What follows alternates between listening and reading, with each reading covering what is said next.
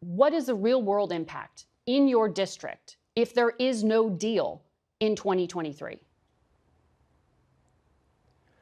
Yeah, I give a lot of credit to Senator Lankford and Sinema and Tillis and Murphy. Certainly nothing happens without John Cornyn making his inputs on there, and I appreciate their effort on that. But the time is now. The time for a national security package is now. In my district, it is pure chaos, and people are upset. They're upset because their lives have been turned upside down. My district is predominantly Hispanic. Many people are first and second generation Americans, but they're tired. They're tired of the high-speed chases. They're tired of their schools going into lockdown. And I would argue, yes, we've been talking about the amount of people coming over that we don't know who's entering our country and the terrorist threat from external, but I'd also talk about a terrorist threat internal. I think to 9/11 and what happened there, but I also think back to the Oklahoma City bombing. And what is happening is people in this country are furious at this open border crisis. It's why it's so imperative that the Senate and the House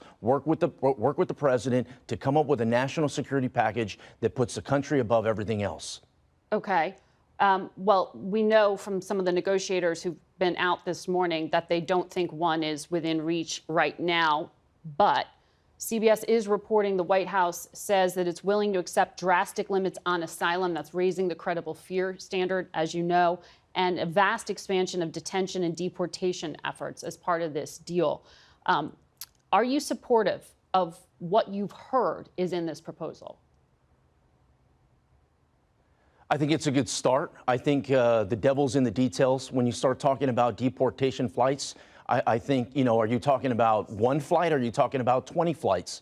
Are you talking about deportating only from along the border? Or are we talking in the interior as well? The credible fear standard, I think that's an area that most people agree that we need to raise, and I think that's one. But are we going to add Border Patrol agents? If so, how many Border Patrol agents? And then the Senate is much different than the House. The Senate is going to have its battle getting to 60 votes. The House is going to have its battle getting to 218. Yeah. And we can do that, but I think we have to sweeten the deal. And part of that is we have to get to the root of the issue. The root of the issue is labeling cartels as terrorist organizations. And the other piece is holding these smugglers accountable that cause damage and kill Americans. Those are all a couple things that I believe can help get the House to 218 votes.